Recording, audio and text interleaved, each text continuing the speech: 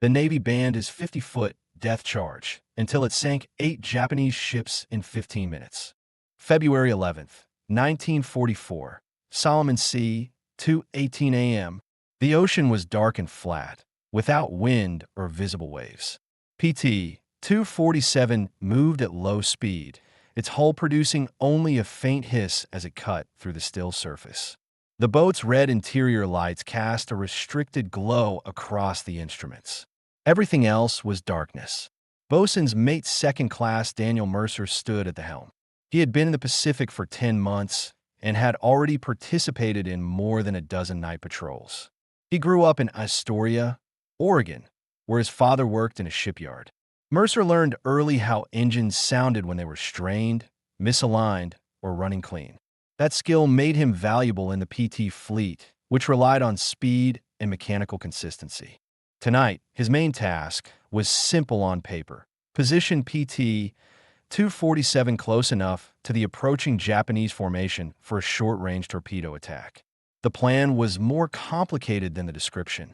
Chief Motor Machinist's mate Ray Hollis crouched near the open engine compartment, monitoring the temperature gauges and making adjustments as needed. Hollis was 41 years old, older than most sailors on PT boats. Before the war, he repaired bus engines in Indiana and later volunteered for the Navy after his younger brother was drafted. On this mission, his job was to keep the 3 Packard engines functioning quietly and efficiently at low RPM, an operation that normally caused vibration and instability. A malfunction at this speed could reveal the boat's position. Seaman First Class Tom Reeves, the forward lookout, stood near the bow with binoculars pressed to his face. Reeves had joined the Navy straight out of high school and arrived in the Pacific just 2 months earlier. His task was to watch for silhouettes, wakes, searchlights, or any sign that the Japanese escorts had detected them. PT 247 had limited armor. A single accurate burst from an enemy gun could destroy the boat. The 4th crewman, torpedo man Elias Crow, moved between the starboard and port torpedo racks, double-checking arming switches and inspecting the gyroscopes. The torpedoes were old Mark 8s, prone to running deep or failing to detonate. Crow's responsibility was to ensure they worked as reliably as possible at extremely close range. Mercer shifted his attention from the compass to the horizon. "There," he said quietly. The others reacted immediately. Reeves adjusted his binoculars. Hollis shut the inspection hatch to keep noise down and approached the helm. Crow steadied himself near the torpedo racks. The shapes ahead became clearer, large, dark masses moving at steady speed. The Japanese task group was approaching from the northwest. Mercer counted the silhouettes: 2 escorts in front, for transports in the center, a frigate trailing behind, and another transport slightly apart from the others. 8 ships total. They were moving in a tight formation, which would make high-speed torpedo runs difficult. Mercer analyzed their spacing. The nearest transport appeared to be about 1,400 yards away and closing. The escorts were moving slightly ahead and to the sides, creating a loose protective screen. Reeves spoke first. "They're maintaining course. No sign they've seen us." Mercer nodded. They were in the right position. Their squadron had tracked the Japanese group earlier in the night, but PT 247 was the only boat close enough to intercept. The goal was to delay or break the formation so the Japanese could not reach an Allied convoy farther south. "Engines at 1/4, Mercer said. Hollis made the adjustment. The boat's vibration changed slightly, but the sound remained low. They were moving just fast enough to control direction without creating a wake. "Reeves, watch the lead escort," Mercer said. "If their searchlights move even a few degrees off pattern, tell me immediately." "Aye." Mercer checked his wristwatch. 2:18. The Japanese ships would pass the PT boat's planned intercept point within minutes. "Crow," Mercer said, "prepare the port torpedoes first. We'll angle in from the side." Crow flipped 2 covers open. "Port tubes ready." Mercer traced the Japanese route with his eyes. Standard doctrine recommended launching torpedoes from 1,000 to 2,000 yards away. But Mercer had spent months reviewing patrol logs and damage reports. At long range, the Mark 8 torpedoes often missed. The PT boats lacked the stability for perfect firing solutions. Firing from extremely close distance reduced error, but exposed the boat to enemy guns. Mercer had proposed a close-range tactic months earlier. Command rejected it. Now, in the absence of other options, they had agreed to let him attempt it. Reeves whispered sharply, "Lead escort at 3,000 yards. No searchlights." Mercer steadied his breathing. The boat needed to get closer, much closer, without being detected. They were approaching the outer edge of the enemy screen. "Come to heading 215, he said. Hollis moved to the throttle panel and nodded. Mercer turned the wheel slowly. PT 247 angled toward a gap between the second escort and the nearest transport. The gap was tight, but achievable. As they moved deeper into the darkness, the size of the Japanese ships became more obvious. Even without lights, their silhouettes were huge against the faint glow of the sky. Mercer could see the forward superstructures, the gun mounts, the bridge windows. He estimated the nearest ship was now less than a mile away. Hollis leaned toward him. "Dan, if they spot us at this range." "I know," Mercer said. "Stay on the engines. Keep the RPM steady. If they hear the pitch change, they'll open fire." Reeves gave another update. "Transports holding course. No movement on the escorts." Mercer checked distances again. They were approaching the point where the plan would begin. His job was to bring the boat within firing range, avoid detection, and execute the close-range strike before the escorts could react. He lowered his voice further. "Everyone stay low from here on. No unnecessary movement." PT 247 continued forward, the Japanese ships now occupying nearly the entire field of view. In a few minutes, Mercer and his crew would begin a maneuver that had been dismissed as impossible, one that required complete coordination, precise timing, and the willingness of every man aboard to accept the risk. For now, the boat moved in silence, closing the distance toward 8 enemy ships, and Mercer prepared for the moment when the attack would begin. Brisbane's PT repair yard was always loud. During the day, the sounds of impact wrenches, fuel pumps, and metal saws echoed across the docks. At night, the noise quieted, but the smell of solvents, grease, and hot engine blocks lingered. It was during one of these late hours that Daniel Mercer first outlined the idea that would later place him under scrutiny. Mercer had been assigned to the maintenance division temporarily, helping inspect torpedo racks and reviewing performance logs from previous patrols. He spent most of his off hours in the corner of the repair bay, reading damage reports from both American and Japanese ships. He wasn't looking for anything specific at first, but a pattern began to emerge. Almost every time a torpedo detonated at extremely close range, the enemy vessel suffered catastrophic internal failure. Boilers ruptured. Ammunition lockers collapsed. Electrical systems shorted instantly. The proximity left crews no time to counteract the damage. The problem was that no existing PT doctrine allowed for extreme, close-range firing. The standard attack distance ranged between 1,000 and 2,000 yards. The Mark 8 torpedoes, originally designed for earlier destroyer classes, had issues with depth control and stability. At long distances, errors accumulated quickly. Mercer began to propose something different. Reduce the firing distance to 50 feet. Not 50 yards, 50 feet. At that range, the torpedo had almost no travel time and virtually no opportunity to veer off course. If it struck, it would strike hard. If it detonated, the enemy ship would sustain immediate structural failure. But at 50 feet, the PT boat would be close enough to draw fire from rifles, machine guns, and deck cannons. It would have no armor to protect it. The margin for error would be almost zero. Mercer wrote everything into a formal suggestion report, including diagrams of approach angles, engine settings, recommended torpedo gyro configurations, and estimated enemy reaction times. He submitted it through the proper chain of command. The response arrived 3 days later. Lieutenant Commander George Kincaid, his squadron commander, called him into the office behind the planning room. The space was cramped, with charts stacked on one side and a red phone linked to the operations floor on the other. Kincaid read through the report again while Mercer stood at attention. "This is your proposal?" Kincaid asked without looking up. "Yes, sir." Kincaid closed the file and placed both hands on it.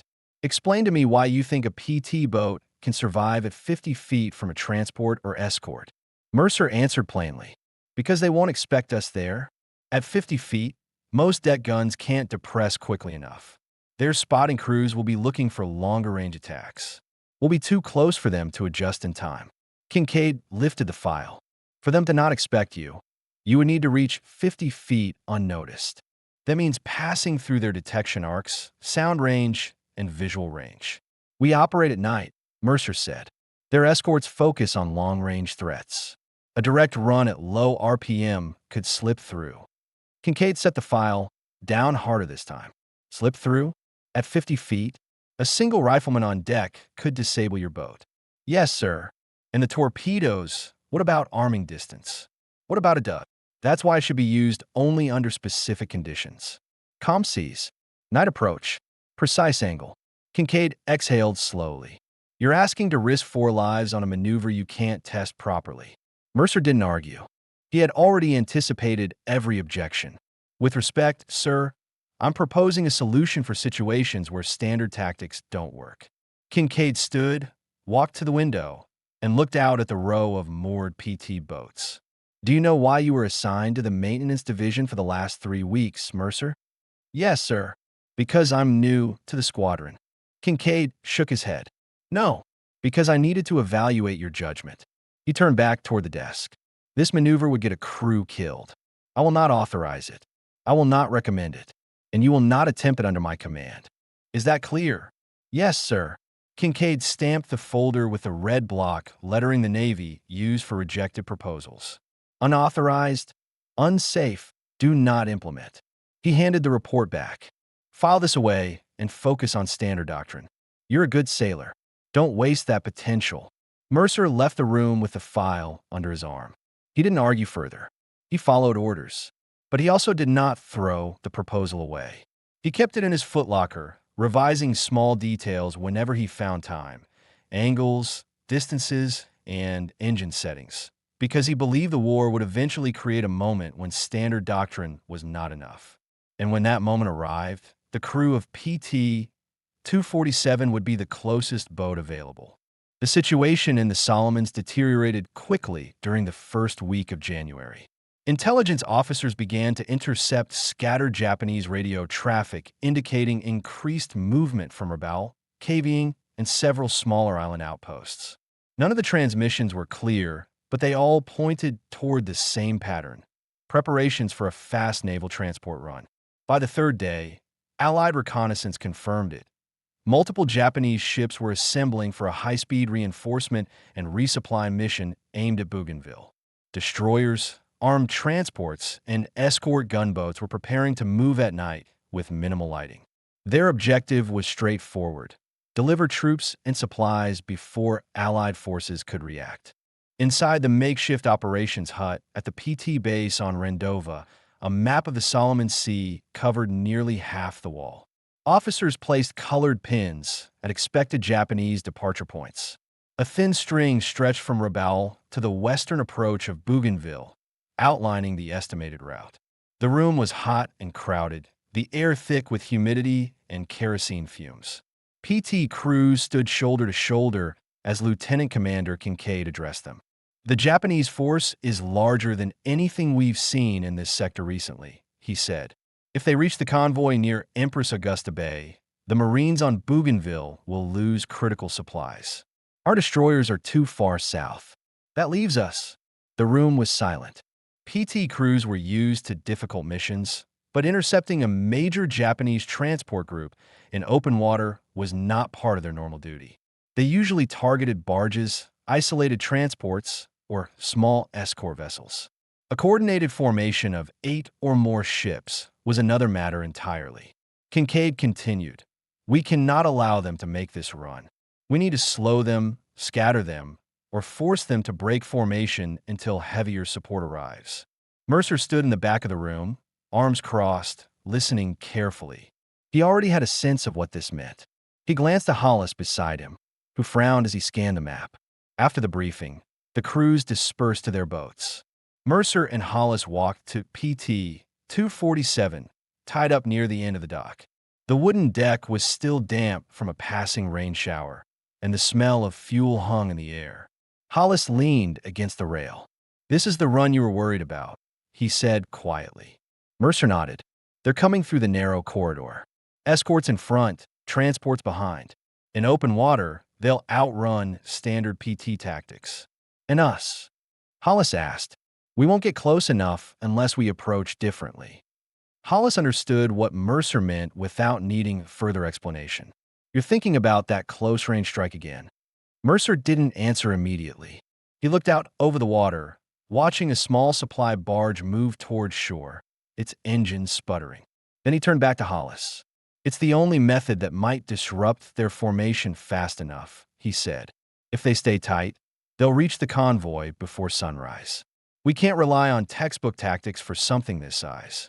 Hollis wiped his hands on a rag. "You know what Kincaid said? He banned that maneuver for a reason." "Yes," Mercer said, "but he banned it when we had destroyers in range. We don't now." Word spread through the squadron over the next few hours. The Japanese unit was larger than expected. 8 confirmed ships, possibly more. The Allies' available assets were stretched thin across multiple islands. The PT boats were the only immediate response force. Late that evening, a second briefing confirmed the Japanese formation was underway. They were moving faster than predicted. If the PT crews didn't intercept them before they reached open water, the chance to halt them would disappear. Back on PT 247, the crew prepared the boat. Reeves calibrated binocular focus settings and rechecked signal lamps.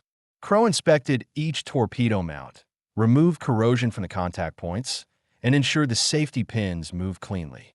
Hollis checked the Packard engines repeatedly, adjusting fuel mixture and correcting a minor leak in the starboard carburetor. Mercer reviewed charts and tide tables. He traced potential interception lines with a pencil, noting how the Japanese formation tended to adjust course when nearing island silhouettes. He had seen patterns in previous patrol logs, and the likely route was clear. They would pass through a corridor where PT boats could lie in wait. Shortly before midnight, Mercer met with Kincaid outside the operations hut. The commander studied the latest report and rubbed his forehead. "Their speed is increasing," Kincaid said. "We may have only one chance. 2 at most." Mercer kept his voice steady. "PT 247 can reach them first. If we hit the transports before the escorts react, it might break the group apart." Kincaid looked up sharply. "Are you implying what I think you are?" "I'm saying we may need to consider options we didn't before." Kincaid stared at him for several seconds. "If you're referring to your 50-foot idea, that's still not authorized." Mercer didn't push further. "We'll do whatever gives us the best chance, sir." Kincaid nodded reluctantly. "Get your boat ready." When Mercer returned to PT 247, Hollis was tightening a fuel line. "Well," he asked. Mercer didn't hide the truth. "He's not authorizing anything unusual, but he also knows we're the first boat that can intercept." Hollis took a deep breath. "Dan, if it comes to that maneuver, we need to be certain. At 50 feet, there's no backing out." "I know," Mercer said, "but if we let them through, the convoy is finished." PT 247 idled at the dock, ready to move at a moment's notice. The crew waited for the signal. The night air grew heavier. The engines, even at rest, seemed tense, like every man aboard understood the seriousness of the mission ahead. The next time Mercer stepped behind the helm, he would no longer be preparing. He would be executing. The operations hut smelled of damp canvas, sweat, and stale coffee. Maps were spread across the central table, weighted down with radios, grease pencils, and ammunition crates repurposed as paperweights. The latest intelligence report lay open, showing the confirmed positions of the 8-ship Japanese task group. They were moving faster now, their formation tightening as they began the final approach toward Bougainville. Lieutenant Commander George Kincaid stood with his arms crossed, staring at the map but not speaking. His officers waited for instructions, but none came. The silence in the room had a heavy quality, not dramatic, simply the quiet of men who understood they were out of options. Mercer entered the hut at Kincaid's signal. His boots were still wet from the dock. He stood at attention, keeping his expression neutral. Kincaid spoke without looking up. The enemy formation changed speed again. They're making better time than predicted. Yes, sir. If they continue like this, they'll reach the convoy's supply corridor by early morning. Mercer nodded. He already knew the implications. The Marines on Bougainville were depending on that convoy.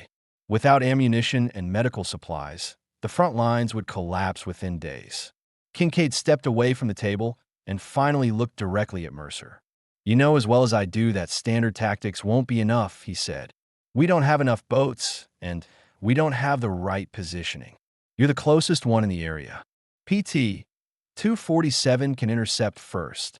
Mercer did not respond immediately. He understood what Kincaid was leading toward, but he waited for him to say it. Kincaid exhaled and placed both hands on the table. I need to know what you're planning. Mercer kept his voice level.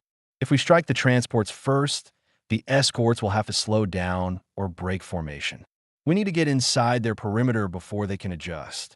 That's not the part I'm asking about, Kincaid said. Mercer remained silent. Kincaid closed the operations folder. I want you to be honest with me. Are you planning to attempt the 50-foot approach? Mercer finally answered. If the situation requires it, yes. Kincaid's jaw tightened. You know my position on that maneuver. I do, sir. It is reckless. It is untested. And it was explicitly denied for a reason. Mercer took a step forward. Sir, if we attempt standard doctrine, we fire from 800 or 1,000 yards. The escorts will spot us on approach. They'll adjust their course before the torpedoes reach them. We will not slow them down. Not enough. Kincaid paced once across the hut and stopped directly in front of Mercer. If you misjudge the distance by even 10 feet, Mercer, your torpedoes won't arm. If you misjudge by 20, you'll hit the hull before you can turn away. And if the enemy spots you within that range. I know the risks, Mercer interrupted, but this is the only option that gives the convoy a chance. Kincaid stared at him for several long seconds. The tension wasn't personal. It was the burden of responsibility. The lives of Mercer's crew were now tied directly to whatever decision he made. Finally, Kincaid said quietly, You get one mission. This mission only. You will attempt interception however you see fit. But understand, there is no guarantee of recovery. No guarantee your boat survives. And no promise I will have the capability to pull you out. Mercer nodded once. Understood. Kincaid moved closer and lowered his voice. I'm not authorizing the maneuver. I'm acknowledging that I will not be able to stop you once you are underway. You'll be beyond my reach. Mercer didn't reply. He simply held Kincaid's gaze. Bring my boat back, Kincaid said finally. Bring your men back. Mercer saluted and left the hut. Outside, the base was quiet except for the steady beat of generators behind the maintenance tents. The stars were faint. The air felt heavy and thick. Mercer walked directly to PT 247, where Hollis, Reeves, and Crow were already preparing the boat under low red lights. Hollis straightened when he saw Mercer approaching. What did he say? Mercer set his helmet on the bench near the helm. We're cleared to intercept. Hollis nodded slowly. And the maneuver? Mercer secured the strap on his life vest. He can't authorize it, but he won't stop us. The crew exchanged glances but didn't ask anything further. They had served with Mercer long enough to understand what that meant. Reeves tightened the straps on his binocular case. Crow resumed, checking the torpedo's safety latches. Hollis returned to the engine compartment to adjust the timing sequence for low RPM approach. Mercer climbed aboard and took his position at the helm. He analyzed the fuel levels, heading chart, and expected contact point 1 final time. This mission would begin before the next hour ended. And whether it succeeded or failed, PT 247 would be the only vessel standing between the Japanese task group and the vulnerable convoy to the south. The risks were obvious. The tactical disadvantages were clear.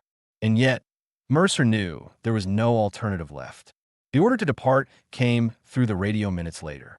PT 247 cast off from the dock and moved toward the open water. PT 247 moved at low throttle, advancing through a narrow stretch of dark water toward the projected path of the Japanese formation. The engines operated at carefully controlled RPM, producing minimal noise. The crew maintained strict discipline. No unnecessary movement. No talking beyond essential communication. Daniel Mercer stood at the helm. He monitored the compass heading, the estimated intercept point, and the position of the transports. His objective was to place the PT boat at an angle that allowed a direct run toward the center of the Japanese formation. This required timing that left no room for error. "Forward lookout, Tom," Reeves whispered from the bow. "Escort approaching. Bearing 270. Approximately 800 yards." Mercer calculated the angle. The escort would pass ahead of them, leaving a gap behind it. That gap was their entry point. "Hold speed," Mercer said. Chief Hollis responded from beside the throttle panel. "Engines steady." The PT boat advanced at controlled pace.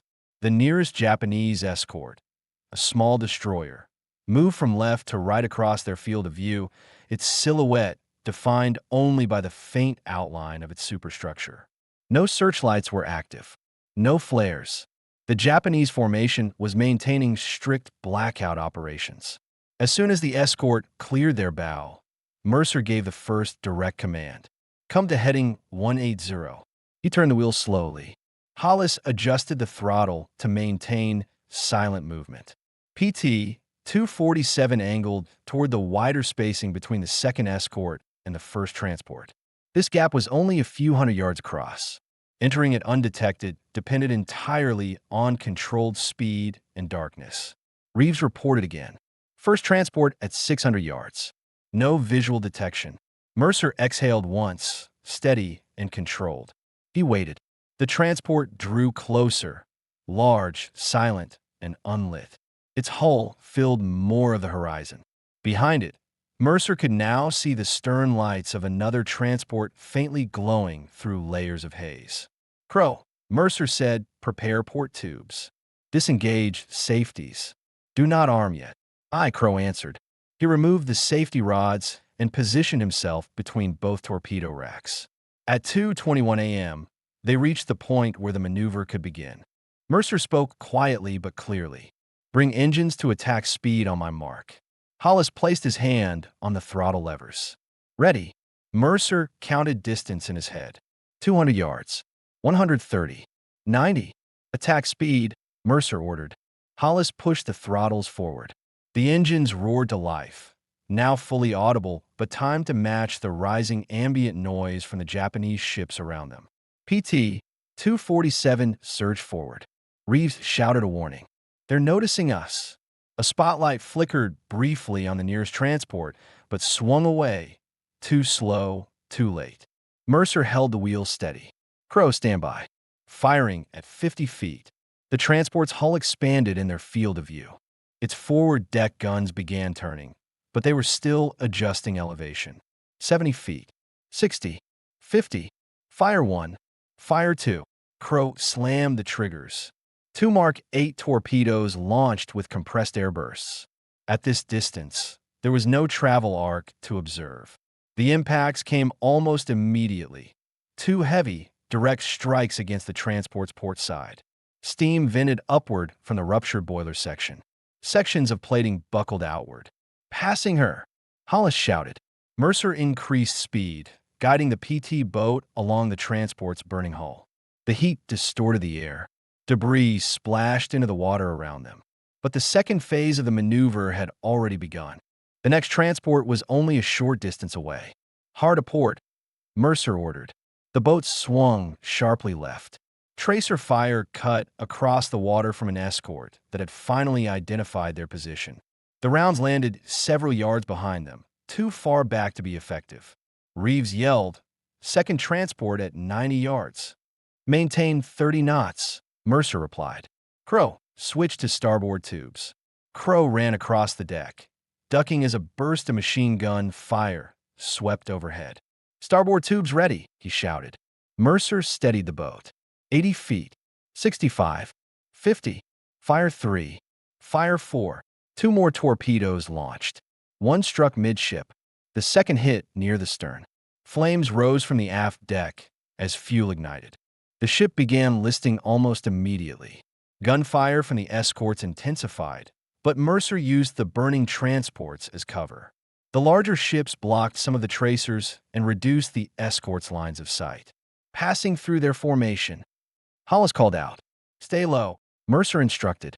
For the next several minutes, PT-247 weaved through the Japanese column. A gunboat moved across their path, attempting to intercept. "Dan, he's turning," Hollis warned. "Hold speed. Prepare emergency angle." The gunboat closed the distance rapidly, but Mercer reacted faster. He directed Hollis, "Cut to half throttle, then full." Now, the sudden change caused the PT boat to slide across the surface, altering its trajectory just enough to avoid collision. As they passed the gunboat at close range, Mercer fired a single torpedo manually from the starboard rack, an improvised shot. It detonated under the gunboat's keel. The vessel rolled to one side, its stability compromised. Reeves reported, "Destroyer on our stern. They're adjusting course." Mercer already saw it. "Prepare evasive. We're nearly clear." Tracer lines rippled across the water. One burst struck near the PT boat's aft quarter, damaging a railing but missing vital components. "Hold speed," Mercer said calmly. "Stay on heading." The boat broke through the far side of the Japanese formation at 2:33 a.m. Behind them, 8 ships were in various states of destruction. 2 sinking transports, 1 capsized gunboat, 1 burning destroyer locked in collision with a drifting hull, and others severely damaged. Hollis looked back and whispered, 15 minutes. All of that in 15 minutes. Mercer kept his attention forward. Check for damage. Maintain course. We're not safe yet. The engines stabilized. The gunfire faded behind them. The ocean ahead was open. The maneuver was complete, and it had worked. PT-247 moved steadily away from the engagement area, its engines settling into a lower, more controlled rhythm. The roar of combat had faded behind them. No tracers followed. No spotlights swept the water. The dark sea ahead was empty. The crew remained at their stations, not speaking at first. Every man was listening for changes in engine pitch, for the sound of pursuing vessels, or for any sign that the Japanese ships were reorganizing for a counterattack. None came. Mercer kept the helm in a firm grip as the boat pushed through scattered patches of oil and drifting debris. The air carried the sharp smell of burning fuel. Small fragments, wood, insulation, metal shards, floated past the hull. "Engines stable," Hollis reported after checking the gauges. His voice was controlled, but his breathing was heavy. No overheating. No visible leaks. "We took some hits along the railing, but nothing vital." Mercer nodded once, not taking his eyes off the horizon. Crow climbed up from the torpedo racks and secured the firing controls. "All racks empty. No structural damage here." Starboard side scorched, but the mounts held. Reeves finally lowered his binoculars. No ships in pursuit. Visibility ahead is clear. He paused, then added, "I don't see movement from the formation we left." Mercer adjusted his heading slightly. "Maintain current speed. We'll reassess once we're 5 miles clear." The crew settled into a controlled pace of post-engagement duties. Hollis inspected the throttle cables a second time, ensuring none had loosened during the attack's evasive maneuvers. Crow checked the deck for fuel leakage from the lines they had tightened earlier that night. Reeves kept watch from the bow, scanning for silhouettes that might indicate an enemy vessel repositioning. Only after several minutes did Hollis speak again, quieter this time, but clearer. "Dan, you understand what just happened?" Mercer kept his focus forward. "We disrupted the formation. That was the objective." Hollis looked back toward the distant smoke rising behind them. "I'm not talking about the objective. I'm talking about the result. 8 ships. That was 8 ships in less than 20 minutes. Mercer didn't answer immediately. His hand stayed steady on the wheel. "Nothing about tonight changes what we still need to do," he finally said. "We return to base, file the report, and prepare for follow-ups." Reeves stepped down from a bow and moved closer to hear better. "Sir, not many boats could have gotten out of that. They were firing everything they had. They reacted slower than expected," Mercer replied. "The burning transports blocked some of their lines of sight. Their escorts were out of position." He stated the facts without emphasizing them. To Mercer, The success of the attack was a combination of timing, angles, and circumstances. Luck was not a concept he preferred to discuss. A distant Allied radio transmitter began to crackle. Unidentified vessel. This is USS Eversole. Respond with identification. Mercer grabbed the microphone. Eversole, this is PT-247. We are south of your projection line. Stand by for status. A pause. PT-247. We were tracking a Japanese group in your area. Do you have contact? Mercer looked at Hollis, then at Reeves, then answered. We intercepted. Formation is heavily damaged. Multiple ships disabled or sinking. Convoy remains safe. Static followed the transmission. The destroyer's operator seemed unsure how to respond. PT-247. Confirmed number of enemy ships engaged. 8, Mercer said. All accounted for. Another long pause. Copy that. Mercer returned the microphone to its cradle. The crew listened to the quiet sea for several more minutes. The smoke on the horizon gradually thinned. The glow from burning ships dimmed as the vessels slipped lower into the water or drifted further out of view. Hollis sat down on the engine hatch, exhaling slowly. Feels strange. Everything was chaos 10 minutes ago. Now it's nothing. Combat ends fast, Mercer replied. It doesn't slow down for anyone. Reeves tightened the strap on his helmet. What happens when we get back? They want to know how we did it. We'll write the report, Mercer said. We'll include the distances and the timing. Nothing more. Crow looked at him. Sir, they'll ask why we closed in so close. Mercer kept his eyes forward. We did what was required. That's the answer. The boat moved through another patch of oil on the surface. The engines continued in their steady cadence. The crew gradually resumed normal posture, no longer crouched or bracing, but alert and functioning. By 2:40 a.m., the area behind them was silent except for the distant crackling of fires on the water. PT-247 remained intact. The crew was uninjured. The path ahead was clear, and the mission, impossible by standard doctrine, had succeeded. PT-247 arrived back at the forward base just before dawn. Mechanics approached the boat expecting damage, but found only superficial marks, burned paint on the starboard side, a bent railing, and bullet impacts that had not penetrated the hull. The crew disembarked quietly. No one celebrated. They were exhausted, and the reality of what had happened was still settling in. For the rest of that day, Mercer and his crew completed formal debriefings. Intelligence officers cross-referenced their statements with radar logs, intercepted communications, and early reconnaissance reports from destroyers that arrived after the attack. The officers asked for confirmation of distances, timings, and the order in which the ships were struck. Mercer provided the details exactly as he remembered them, without interpretation.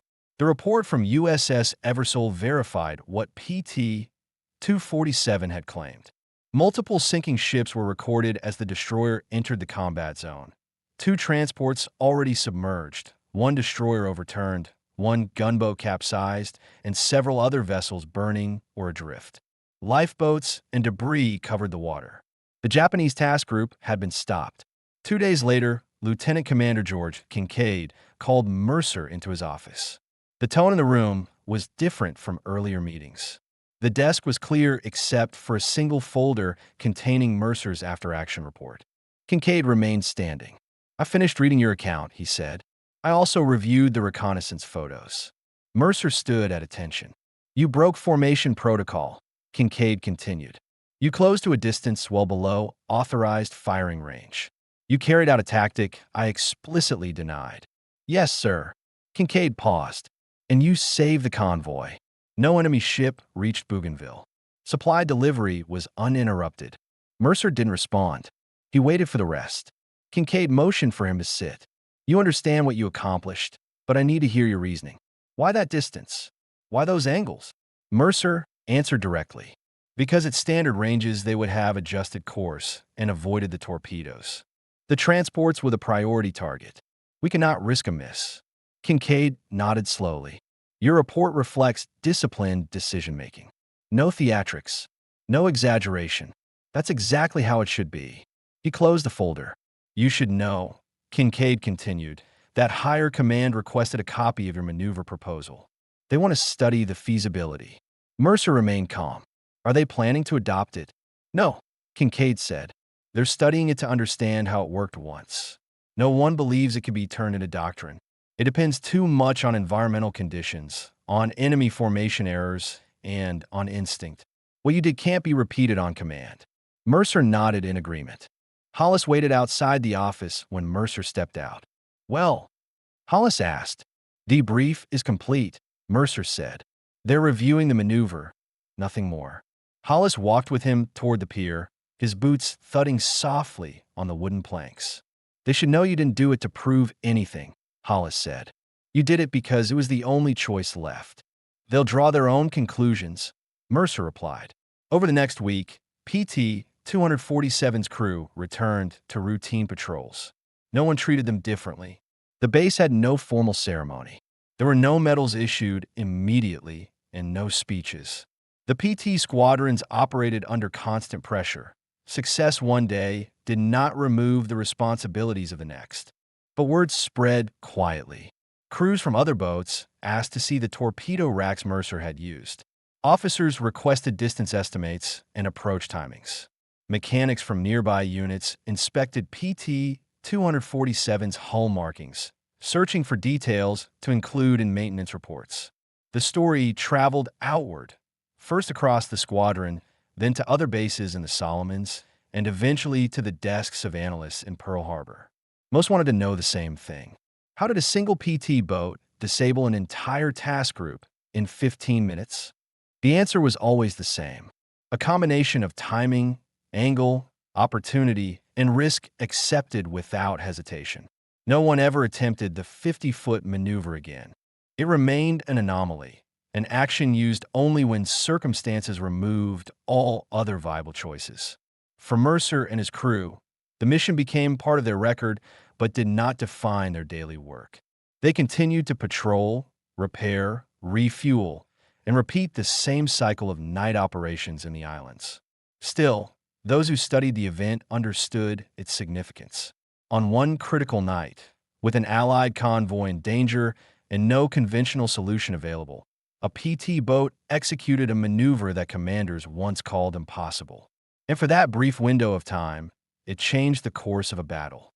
The official records from that period listed the engagement simply as PT 247 Interception, February 11, 1944. The language of the reports was factual, stripped of interpretation. Times, positions, vessel types, damage assessments, fuel expenditure, ammunition counts. Anyone reading them without context would not understand the full weight of what happened during those 15 minutes in the Solomon Sea. Daniel Mercer and his crew returned to routine duty within days. They were assigned to night patrols, escort operations, and harbor security. No special treatment followed. The war did not pause to acknowledge individual actions, no matter how unusual. The PT bases operated with minimal personnel, limited resources, and constant operational demands. Every crew was expected to resume normal tasks immediately. Yet the story of the death charge circulated quietly across the Pacific command structure. It reached intelligence officers, analysts, and eventually the desks of commanders far from the Solomon Islands. The maneuver was evaluated, debated, and formally noted as not feasible for regular doctrine. The conclusion stated that the tactic depended too heavily on conditions unlikely to be replicated: darkness, enemy formation rigidity, limited radar usage, and a crew able to maintain precise control at extreme risk. Although the event was not turned into strategy, it was preserved in the internal correspondence of the theater. The lesson noted was not about aggression or unconventional tactics, but about adaptability. The war in the Pacific often forced small units to act independently, make critical decisions without guidance, and accept consequences without recognition. Mercer never argued for credit. His crew did not request commendations. Their statements remained consistent. The maneuver was carried out because no other option could prevent the Japanese force from reaching the convoy. The choice was made based on necessity, not ambition. Years later, Historians reviewing combat logs from the Solomons noted the incident as an anomaly, an example of how unexpected decisions by small units influenced larger operations. The names of the ships lost that night were listed in naval records, but the precise details of how a single PT boat managed to disrupt the entire formation were often summarized in a few understated lines. For the men who lived it, the memory was clearer. They remembered the sound of the engines straining at low RPM, the sight of the transport hulls rising out of the darkness, the flash of torpedoes striking at close range, the heat of burning fuel as they passed within yards of impact, the silence that followed when it was over. They also remembered that thousands of Marines on Bougainville received their supplies on time because the convoy remained intact. Mercer's maneuver was never repeated, and it was never intended to be. It remained a singular event, one moment in the war when calculations, judgment, timing, and determination aligned with circumstances that would not occur again. We're often focused on fleets, battalions, and operations planned across vast distances. But sometimes, the outcome depended on a handful of individuals making a decision under pressure, armed with limited information and no guarantees. On that night in 1944, PT 247 acted without certainty, without support, and without time. Yet the decision they made shaped what followed. And that is how the event is remembered, not as a model to be copied, but as a rare instance when responsibility fell to a small crew on a wooden boat, and they fulfilled it to the best of their ability.